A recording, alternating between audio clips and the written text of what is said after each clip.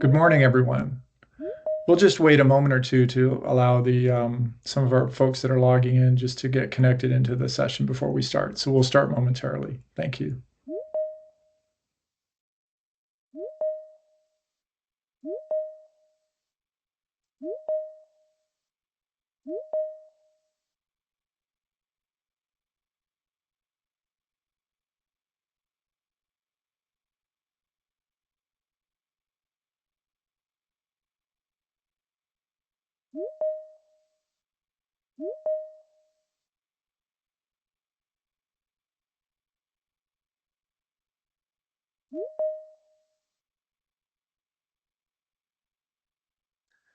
Welcome, everyone. Thank you for joining us today. My name is Oris Sushko, and I'm director of Humber Polytechnic's Broadcast-Broadband Convergence Lab.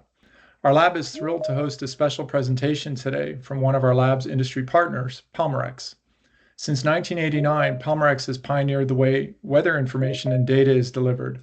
Their services reach approximately 60 million people globally by offering weather information via their websites, mobile applications, and television services.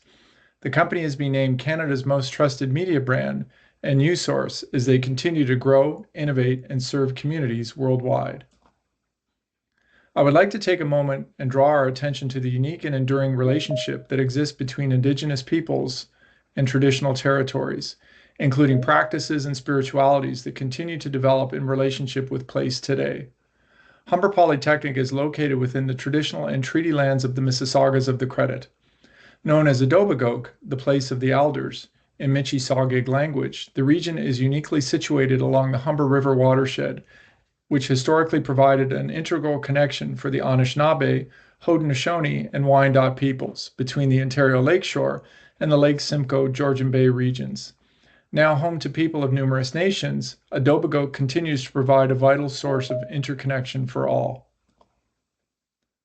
It is my pleasure to introduce our guests for today's webinar.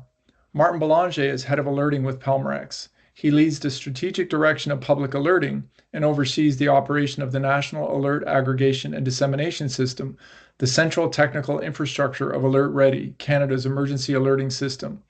Martin is fully bilingual in English and French and is proud to play such an integral part in public safety in Canada. Oren Johnson is a distinguished professor at Humber Polytechnic's Faculty of Applied Sciences and Technology, specializing in big data. He joined Humber in 2018 and has since become a key figure in the Institute's research and innovation initiatives. Oren leads capstone projects emphasizing project-based learning to help students develop real-world skills. And on that note, I wanted to acknowledge Neha Sharma, our student research assistant, who worked alongside our research team for this project. And a very special thank you to Ed Charnecki of Digital Alert Systems for his consultation and support in the prototype development process. We ask you to please ensure your microphones remain off during the course of the webinar. We encourage participation and kindly ask attendees to share their questions in the chat. We will address questions during the Q&A after all presentations have been delivered. And a reminder that we are recording this webinar for future reference, and so we may share it on the Humber's Lab website at b2convergence.ca. Humber Polytechnic has established North America's only broadcast-broadband convergence lab, a world-class industry research center designed to explore multi-sectoral business applications of the ATSC 3 television broadcast standard and convergence with other data delivery systems.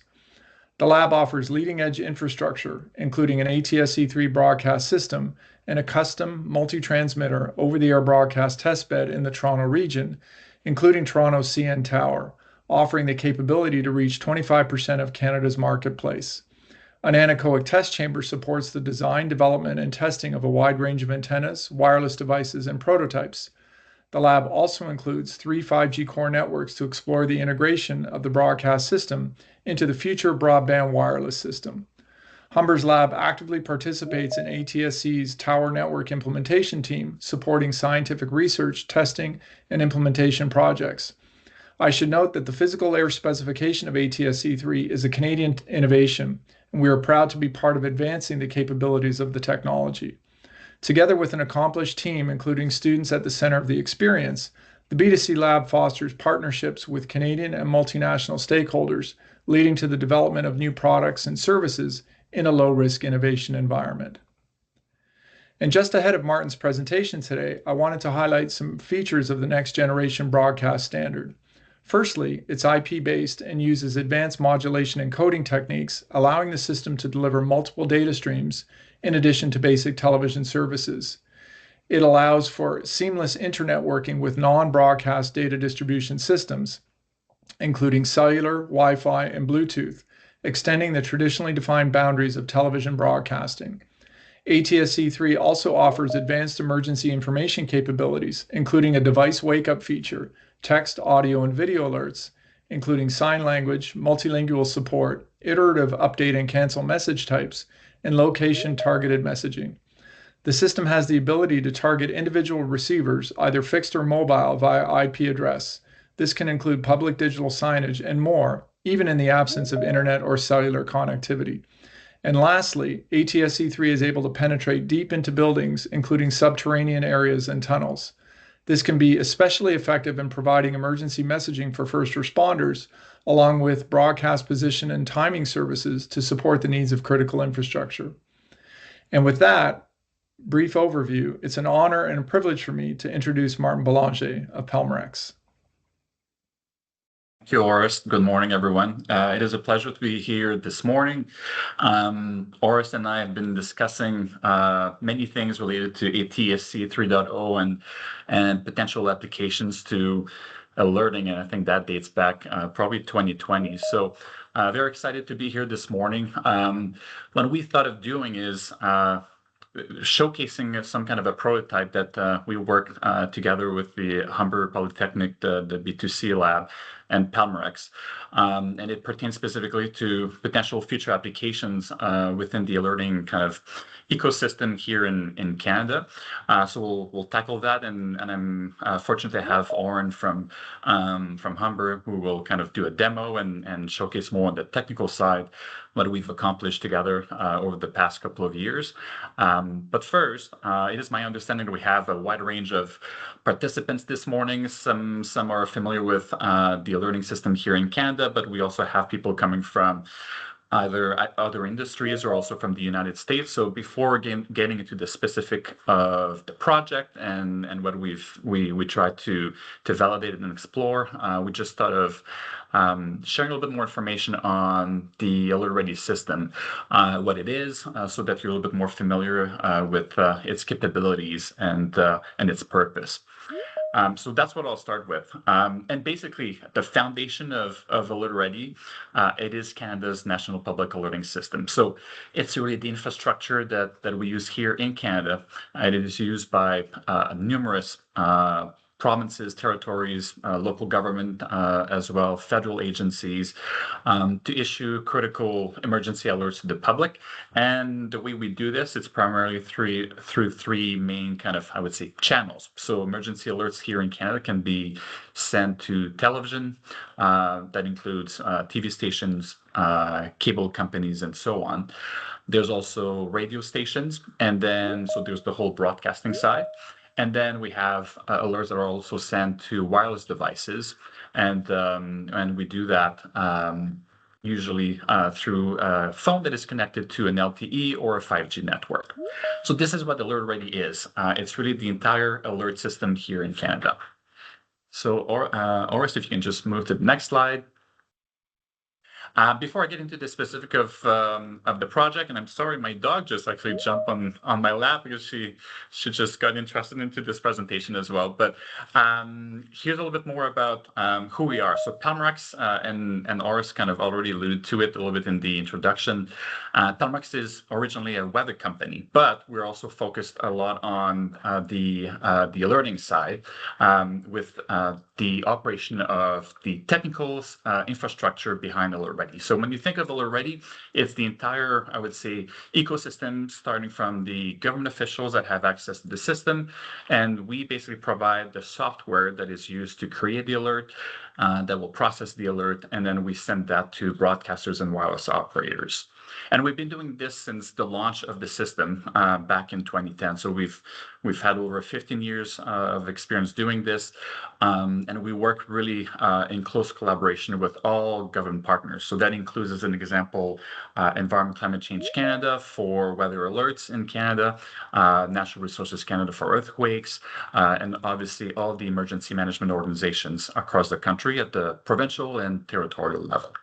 So that's kind of my area of focus, and with my team, it's really it's about the operation of the alert system and to actually make sure that we meet the needs of Canadians in sending alerts to the public using the 3 channels that I mentioned. On the next slide, we also, and Oris did mention this aspect, is we're originally a weather company. And the reason why we actually also built the system, and we're not just operating it, but we built it back in 2010, it's because being a weather organization, a weather company behind the Weather Network and Meteo Media here in Canada, but also El Tiempo in Spain, we understand the importance of the forecast, but also the weather warnings issued by government officials. And given just that natural connection and how the weather often is linked to hazards or disasters, it was kind of natural progression for us to be involved in the alerting side. But as Oris mentioned, we're the #1 trusted news source in Canada. That's really important to us. It really, our team is really focused on serving Canadians, both with the weather information and the alerts for everyone that we serve on all of our platforms. So that's about Pelmorex. So we're really behind the technical infrastructure of the alert system here in Canada, and we have also the weather business with the Weather Network and Meteo Media.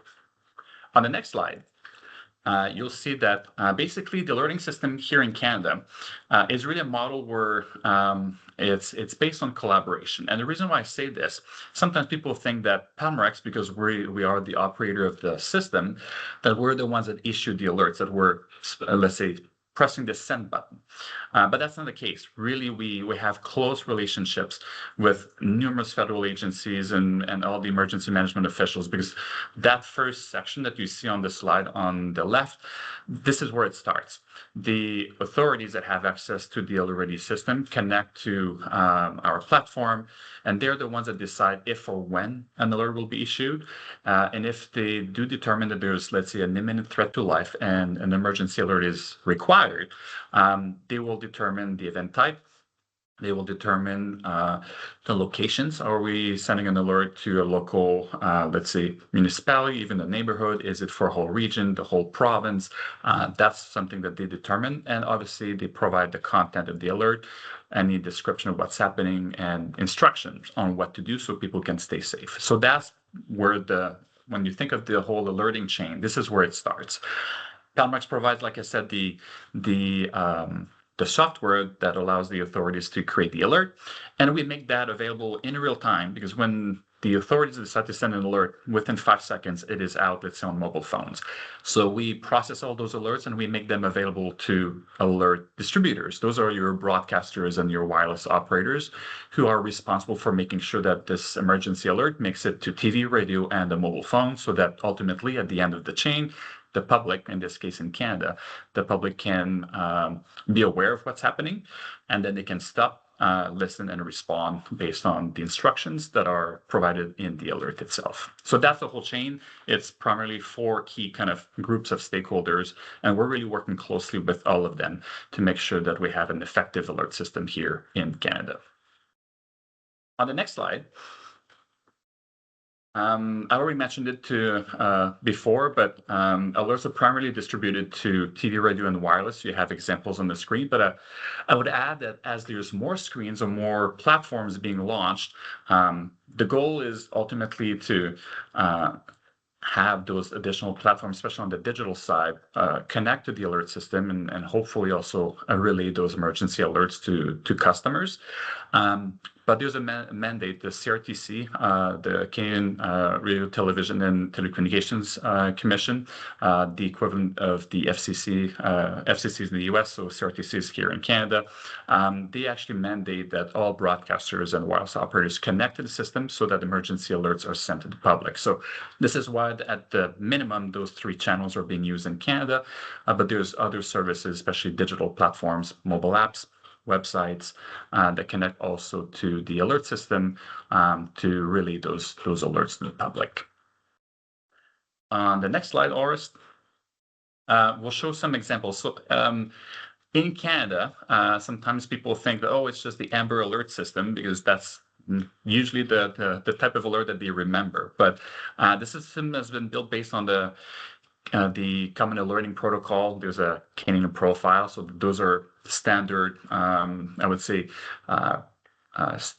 technical standards in use in Canada as well. And this system has been built so it can be used for a wide range of situations. So the most common, I would say, are weather related with tornadoes or severe thunderstorms. We've had, again, this past summer, a very active wildfire season across many parts of the country, but there's flooding and a number of other situations. So the system is used for a wide range of events, and ultimately, like I mentioned before, it's the authorities, whether it's at the local, provincial, or federal level, they're the ones that decide which alert will go out to the public.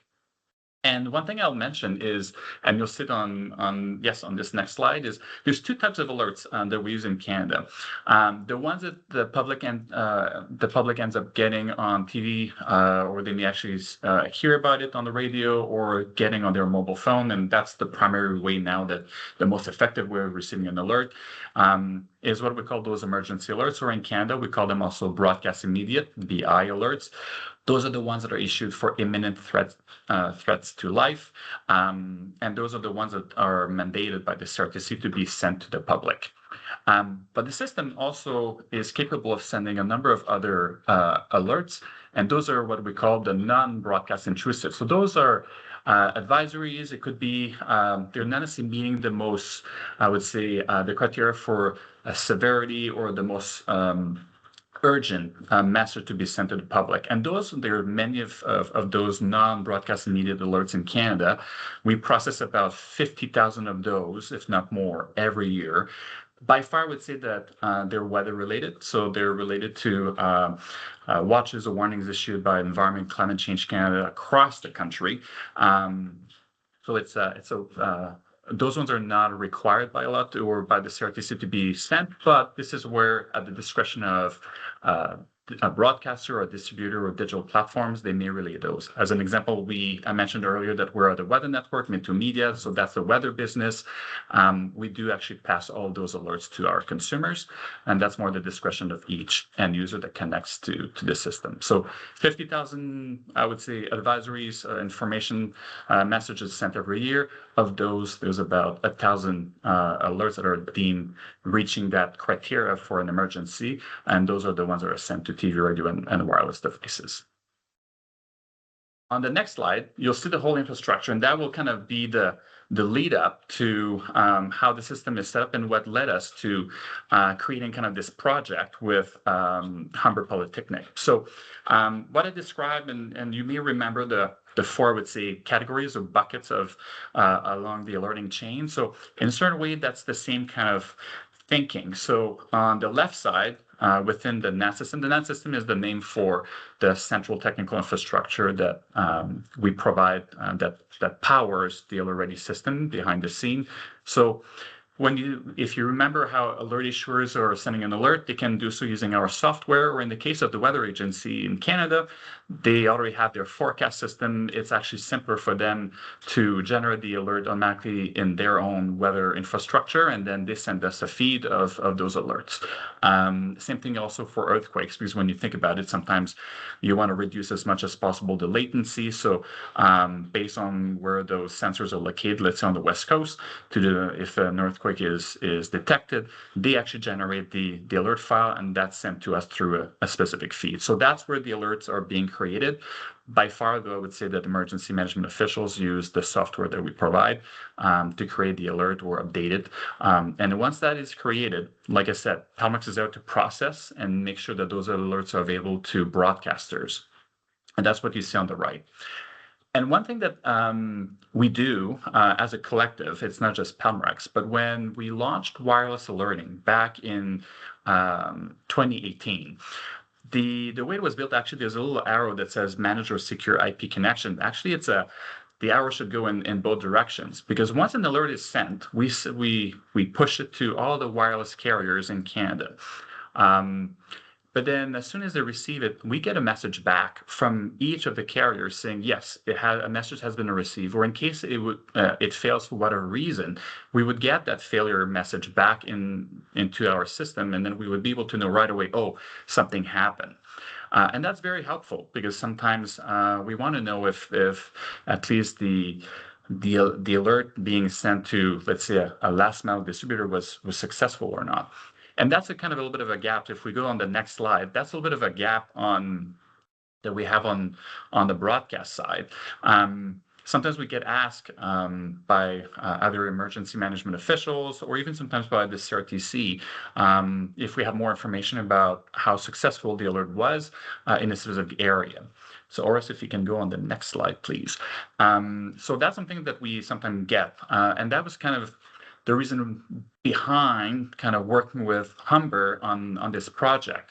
We kind of thought, oh, we get that useful information from wireless carriers. A good example, when we do testing of the whole alert ready system, we do it usually twice a year in November. Actually, the next test is next Wednesday, so on the 19th of November. And we do this also in May. And we get all the carriers on the line when the test message is issued in every province and territory. We get a confirmation from each of the carriers saying, yes, received by the cell broadcast system and received also in the field. And we can validate that because we also get that confirmation back from this automated confirmation back from the carriers. So we thought, okay, why not actually try to see if we can leverage ATSC 3.0 based on conversations that me and Oris had back in 2020, 2021, and see, is there a way to potentially build a prototype where we could demonstrate a way for the broadcast equipment to send a confirmation message back to Pelmorex, but we didn't have any infrastructure either. So we kind of had to also determine, okay, what's involved? Like in a way, there were three pieces to it. The first piece is sending an alert to the lab. The second piece is getting something back from the alerting equipment in the field that would mimic kind of a broadcaster and their equipment. And then the third element was saving it on the Pelmorex database and the alerting system database, and having a way to visualize all the different responses we would get from let's say broadcast equipments, because in Canada we have hundreds and hundreds of broadcasters. So we would need kind of a way of filtering this and being able to quickly see if there were any failures, or if the alert would have been successful or not. So that was kind of a little bit the idea behind approaching the B²C Lab and trying to see how can we leverage the standards in doing this. So on that note, I'll maybe let Oren kind of give more kind of the specifics, because that was really kind of like the motivation behind working with the lab, was trying to really demonstrate how can we do this, and if the CRTC officials were to push this a little bit further, we wanted to say, yes, technically speaking, we're able to demonstrate that this is capable, and we're capable of doing this, and here's an actual real case study that we've completed. So I'll let maybe just Oren speak to the specific requirements on the technical side, and Oren will also do a quick demo of the capability. Yeah. Okay. Thank you, Martin. Good morning, everyone. My name is Oren Johnson. Professor here at Humber Polytechnic. My specialty is around data, big data, data analytics, and also database design and management systems.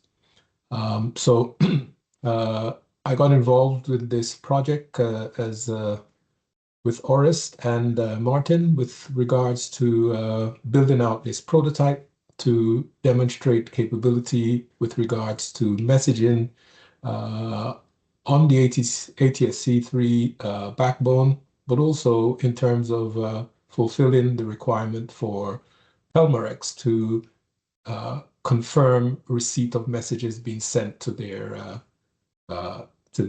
providers. Okay, so Oris, can you next slide, please? So the project requirements, just an overview of what we're going to talk about. The project requirements, the architecture implementation that we used, and we're going to go through a sort of videoed demonstration of the process, and then we'll open it up to any questions that you, the audience, may have. So next slide, please, audience.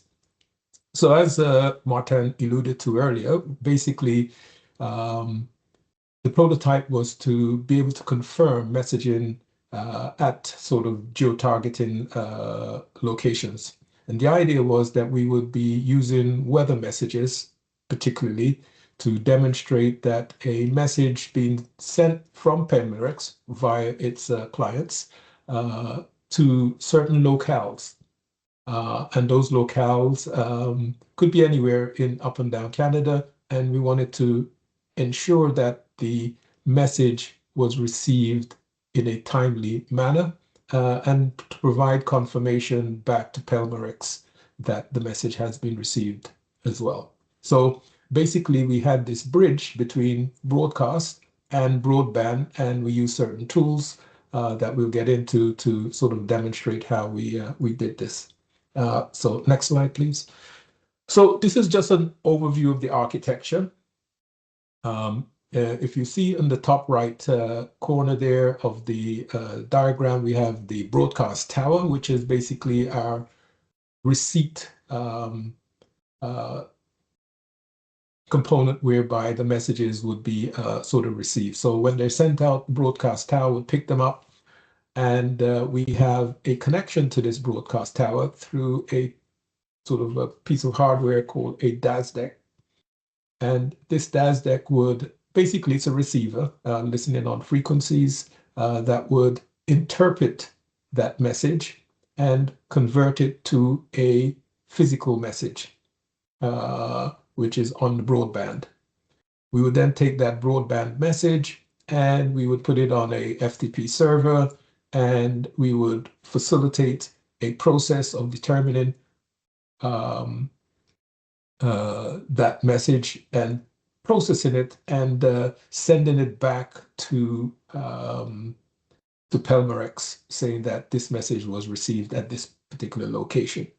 Now, in this diagram here, the DAS decks piece of hardware can be at locations up and down the country, and these locations could be radio stations, television stations, etc. And embedded in those messages that are coming through the broadcast would be a determinant as to whether or not a particular DAS deck would process it.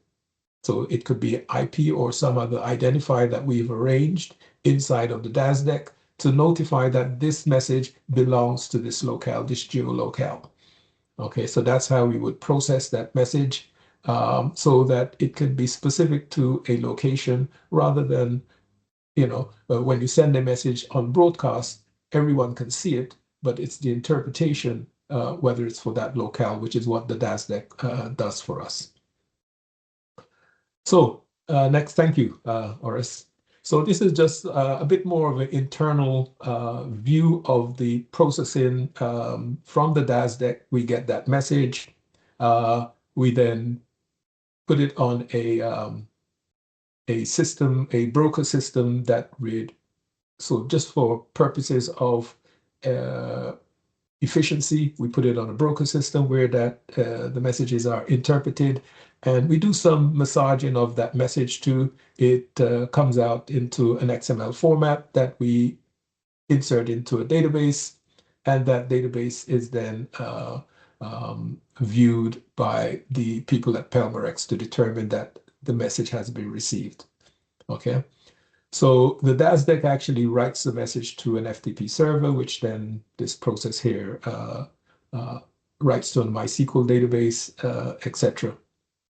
And then there's a reconciliation between the messages sent and what Pelmorex had received from its customers to reconcile the fact that this message was sent, and now we can verify that it was actually received by the location or geographical area that it was meant to service. And we demonstrate that by providing a dashboard showing that output. Okay, so next slide. And this is basically a rendition of the dashboard showing the messages coming in. and which DAS-DECs actually receive them, and which DAS-DECs actually process them. Now, all the DAS-DECs would receive it because it's listening on a particular frequency. However, the message embedded in the message would be for a certain geographical locale, as I mentioned earlier. That process would then engage based upon the locale, and it will show you here which boxes actually process the messages. So for Pelmorex, they know that if they sent a message to certain area in Quebec, that the DASDECs in that area actually processed it because the message was for, a local thunderstorm or whatever weather event that was going to take place in that particular location. And now they have a full cycle confirmation that message was sent and received by that sort of location. Next slide. Okay, so we're now going to just do a quick demonstration, recorded demonstration, by the way, of this process. So, Horace, did you want to start that, please?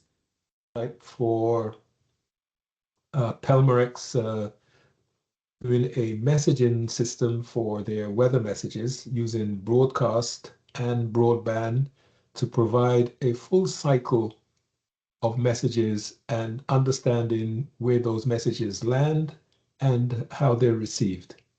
So first of all, what you're looking at here is something called a DASDEC.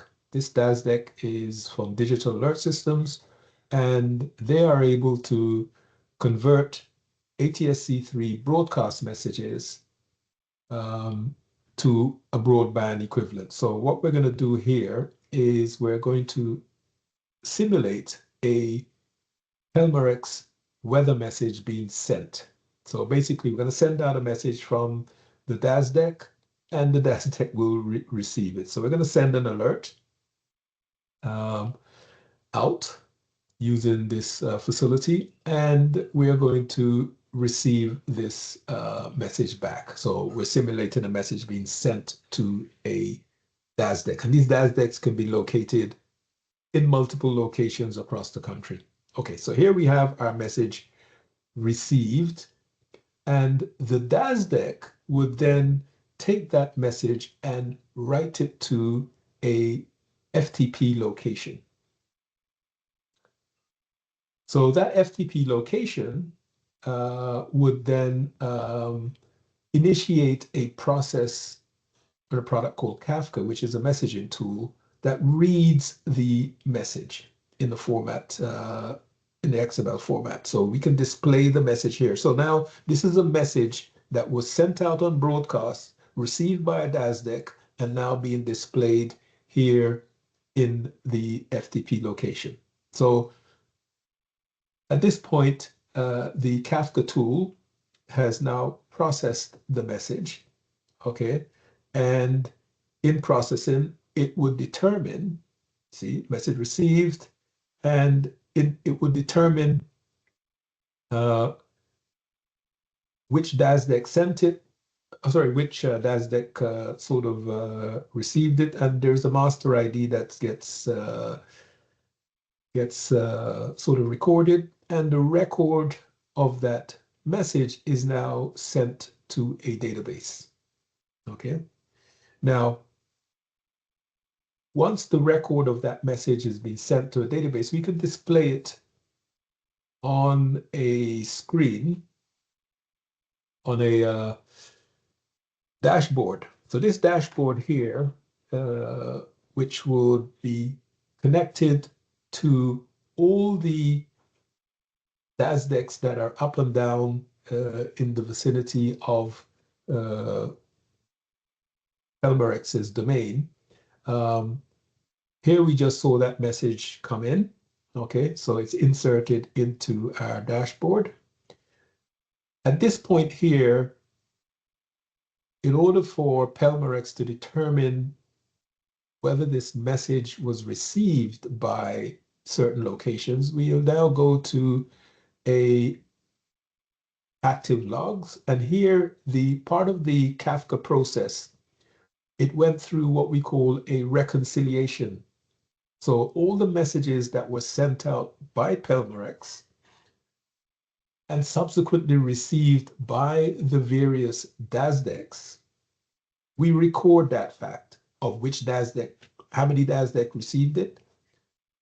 In fact, they all would or should, and how many actually process it. Now, the processing would be location dependent. So if a message was for a specific location where that DASDEC was, an identification within the message will allow us to process that message directly. So you would see the boxes that process it and the boxes that did not process it. And behind this screen here, we would have the ability to determine which those boxes were. But as you can see, this is the message.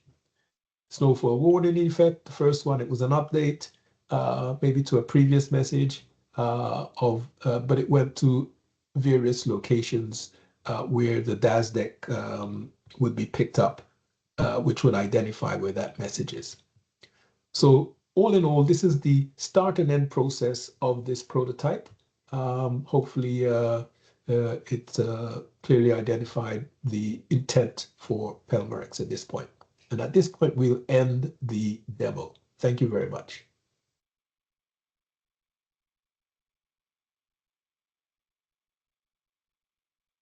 Thanks, Oren, for the technical updates and for the demo as well. So yes, from the prototype itself, we're very pleased with being able to really determine the whole kind of end-to-end cycle of an alert is sent from, let's say, initial. In this case, we used our lab environment to simulate alerts, but they were sent using the same kind of, I would say, normal feeds, how broadcasters receive those alerts, and for the broadcaster and then the DASDEC in this case to receive this and then send a message back or confirmation back to, let's say, the NAT system, so the technical infrastructure of the alert-ready system, and to be able to visualize that. So that was we're very pleased with just the outcome of this specific project, because it does show the capability that could be kind of further expanded for a wide range of broadcasters if that was kind of a direction taken by officials here in Canada. And it made us also think of other potential uses. And as we look at even just alert ready and what's next with the system, some of you may be aware that in Canada right now there's a notice of consultation from the CRTC about the National Public Alerting System and its future evolution. And there's a number of topics being covered by this, including accessibility, support for additional languages, and even just potentially how alerts being sent on wireless or on the broadcast side could evolve. And made us think as well, and Orest and I have had numerous conversations of trying to figure out, okay, based on what the future could look like and the ATSC 3.0 standards, what else could be possible? And I kind of see the future in kind of three different categories. And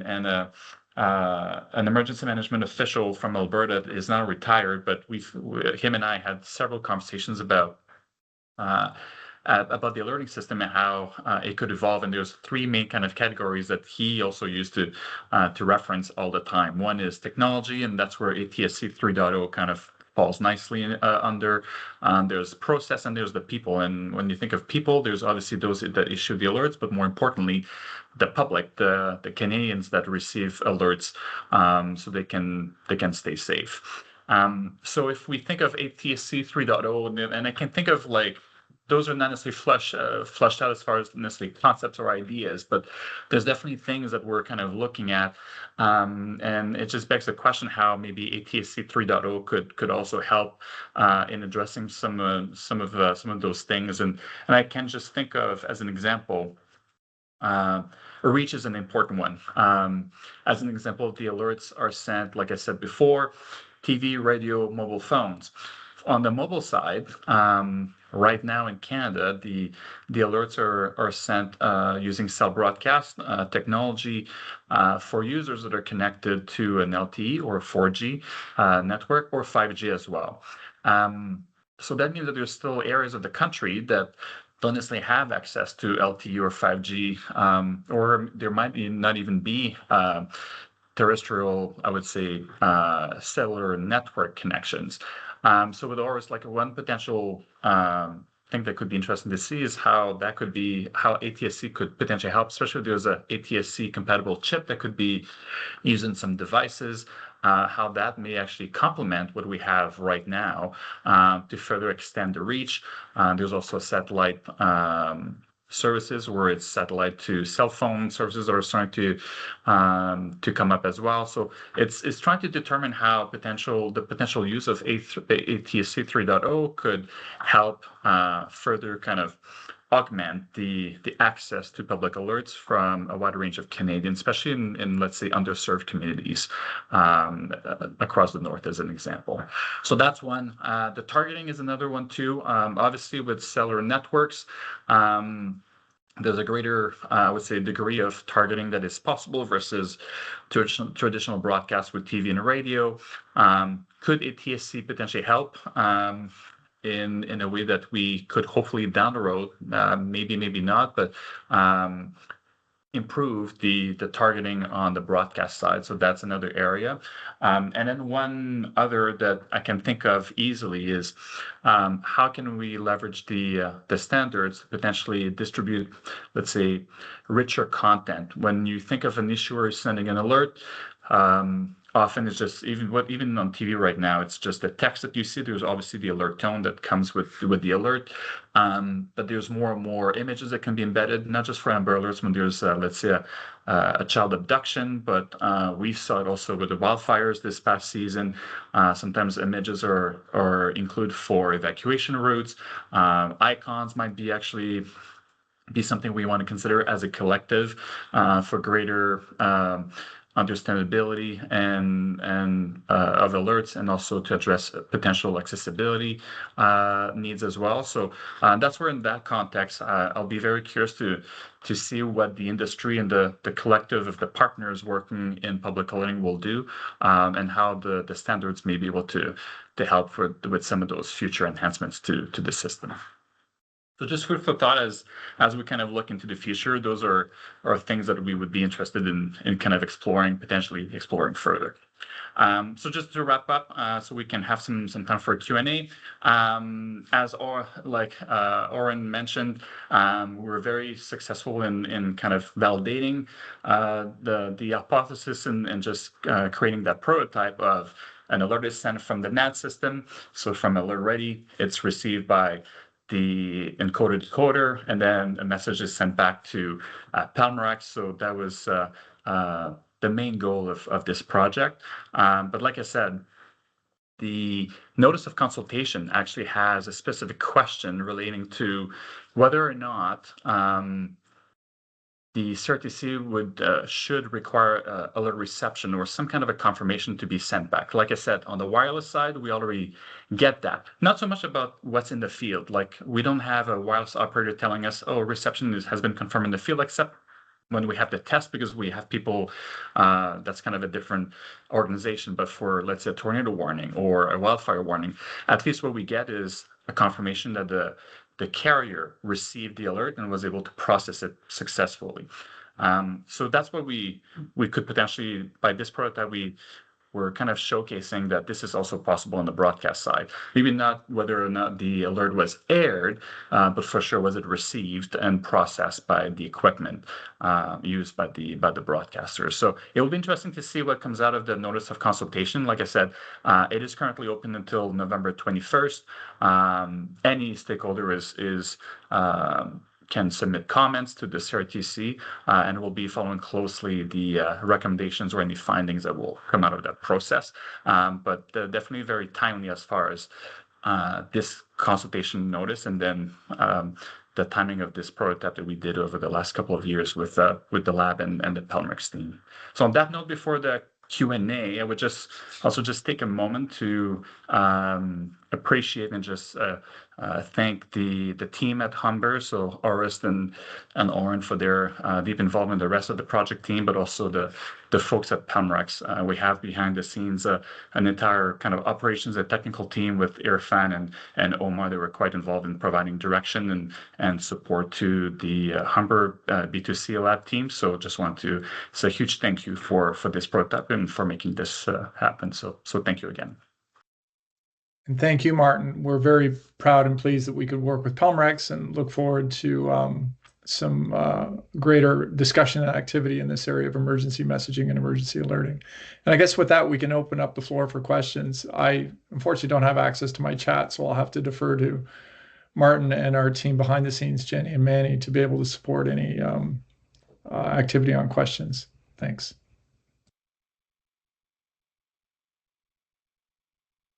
Do see that there's a few raised hands, and then I'll get into the chat in a second. So I believe ATSC 3.0 from CBC has a question.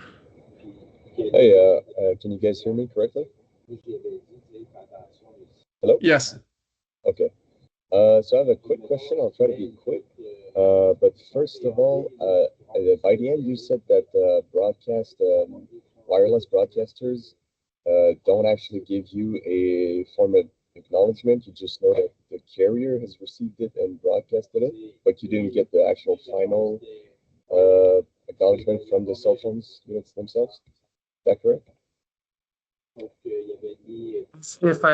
The sound was not great, but if I understand it correctly, you wanted to just confirm on the wireless side. So on the wireless side with carriers, we get a message back, so it's automated. As soon as, let's say, the NAT system sends an emergency alert to a wireless carrier, we get a message back. So that message is sent to the cell broadcast system of the carrier, and we get a confirmation back. Or it could also be saying, oh, there was an error, but that's very rare.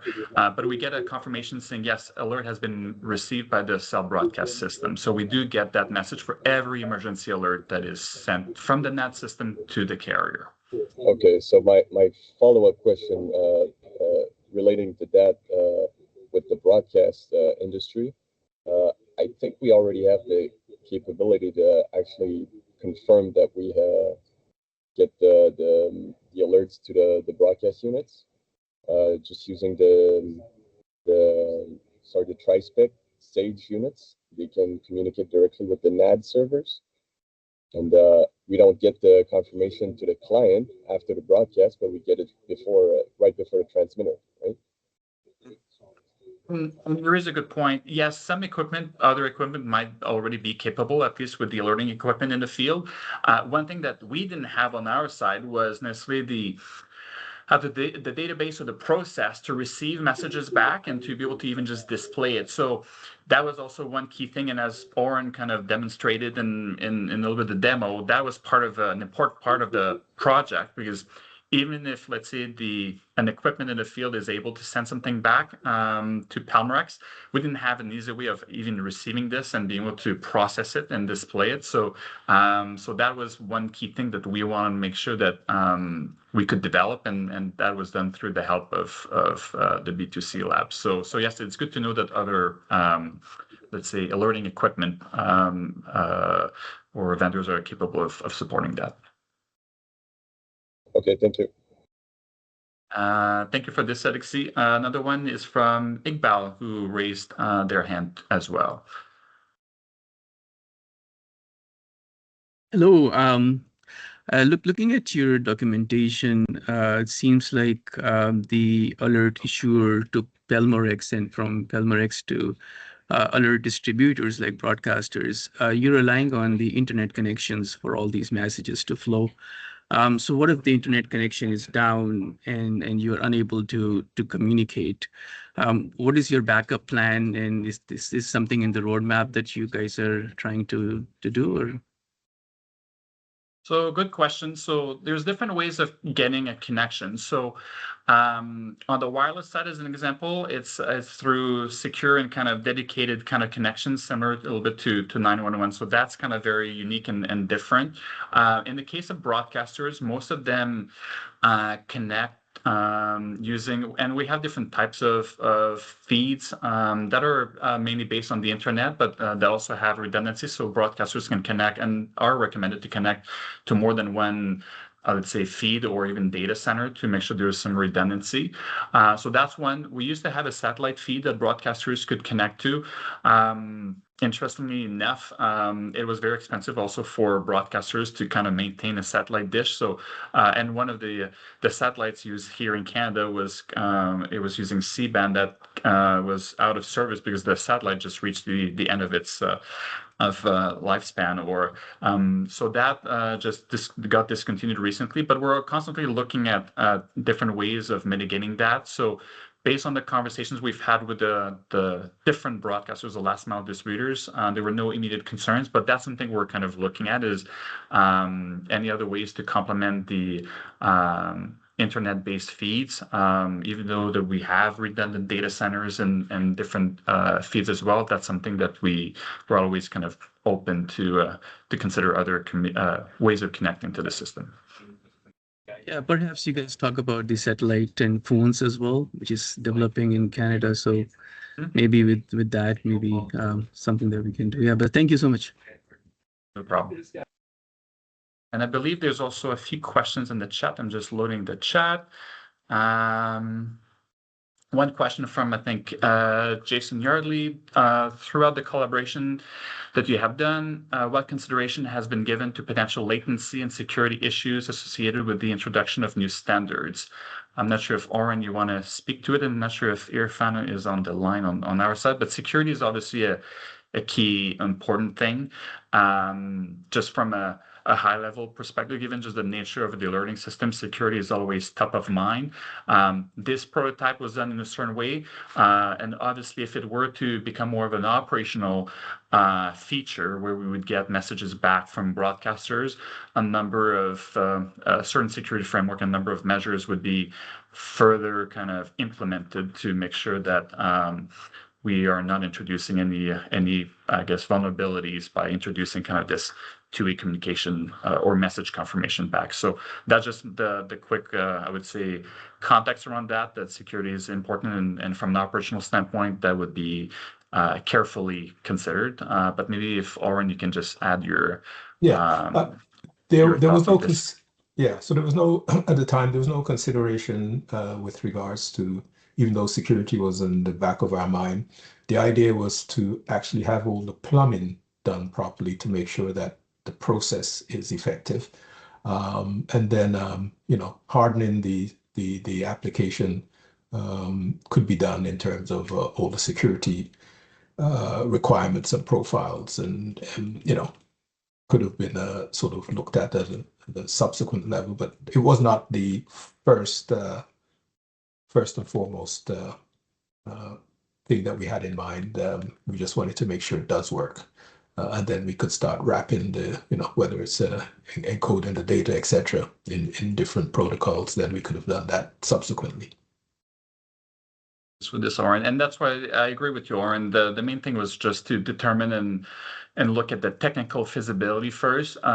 Since this was just a prototype between Humber and Pelmorex, it was done also within kind of a secure environment when we were creating the connection points. But from an operational standpoint, if this were to be released operationally, there's a whole security kind of aspect that our team would be handling and would be kind of putting in place that we didn't get to, because this is just a prototype, but that would be required and necessary in the context of operationalizing this should, let's say, the CRTC mandate all broadcasters to send a confirmation message back. So that was one of the questions. Another question was from Adam asking if the presentation and recording can be shared. I believe, or is it that will be the case? That's correct. Yes, it will be shared. Okay. Another question from Dave Ireland from A-Warren Alliance in the US. Are broadcasters required to carry all alerts sent through Pelmorex? On that question, broadcasters are required by the CRTC to push emergency alerts. So not the non-BI, not the information advisories, but any alert that is determined to be reaching that emergency level. In Canada, we have even a parameter in the CAP file that is broadcast immediate, and it's a value of yes or no. If the value is yes, broadcasters are required to push that alert. If the alert is for their area of service. So the answer is yes, they're required by the CRTC for BI alerts. The other question that Dave has is, and how do Canadian broadcasters handle testing of the system? So there's two ways of testing. There's an actual live test twice a year. There's a test issued in each of the provinces and territories, and this is a broadcast immediate test message. So like I said, the next one is on November 19th, and in this case, all stakeholders, so broadcasters, wireless carriers, are all required to relay that alert to the public.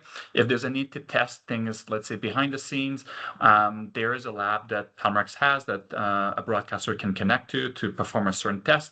The main thing, though, is to make sure that the broadcaster is able to do the test without necessarily having a mock VI alert necessarily going out to the public, but we do have a lab if that's needed. But otherwise, the actual real test of the already system, those tests require that the message is sent to the public on those test dates.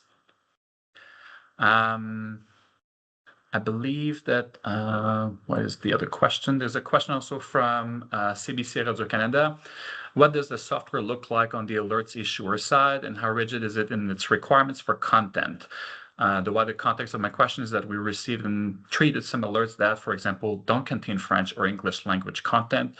Some of that some contain audio files hosted on AWS, some don't. Some alerts contain target geographic zones that don't actually exist in the classification system.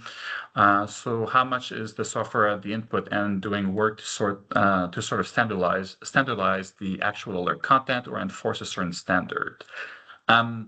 So yes, there is a certain I would say, interface used by most issuers.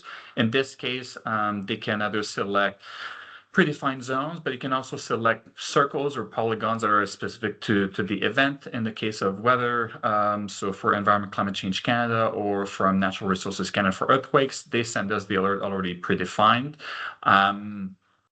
In the system, all the geocodes or the location references are actually based on what has been adopted by all the stakeholders. So if there are specific issues that you think you may see, everything is supposed to align with the at least in the NAT system, it's aligned with a specific version of the location references. So maybe reach out to me so we can look into it further. But as far as the content itself, it's all standardized. So it's based on the CAP standards, the Canadian profile of the CAP standards. So what we call CAP CP, where there's headlines, description, instructions, and so on. So all of this is standardized. Ultimately, though, it's the responsibility or it's the discretion of the issuers to decide what content they put in what parameter. But all of this is according to the CAP standards to make sure that there's consistency. The one thing I would say, though, is that's on the technical side when you have standards or parameters. The type of content that you provide, I think it just points to still the need, in my belief, for greater consistency or best practices on how issuers are using the already system and what type of content or instructions to maybe have more consistency across the country, because maybe there's certain types of alerts in one province that may look a little bit differently in another province.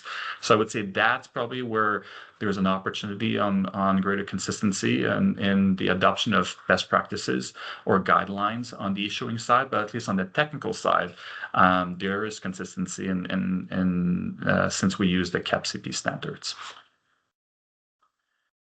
And how do we access the testing lab? Maybe that's something, if you can reach out, we have a support team, 24/7 support team, and there is, if there's a specific request to, let's say, perform a validation or to test something specific in the lab, maybe just reach out to me, and I'll be able to redirect you to the team, the technical team that handles that, so I can handle that for you. I believe that now you see my email address at the bottom of the slide here. And that's it for the ORIS. That's the last question I think that I see in the chat. Thank you very much, Martin. And thank you to our audience. And our apologies that we bled into the top of the hour for many of you, and we appreciate as many folks staying on with us as possible. Again, this event's being recorded, so we will share it through our lab's website, b2convergence.ca, and on social media. Thank you again, Martin, for your tremendous expertise and for your informative presentation and for the great questions that we had today. And thanks as well to Oren Johnson and to our tremendous lab team at Humber's Lab. And we wish you a great rest of the day. Thanks very much. Bye-bye. Thank you.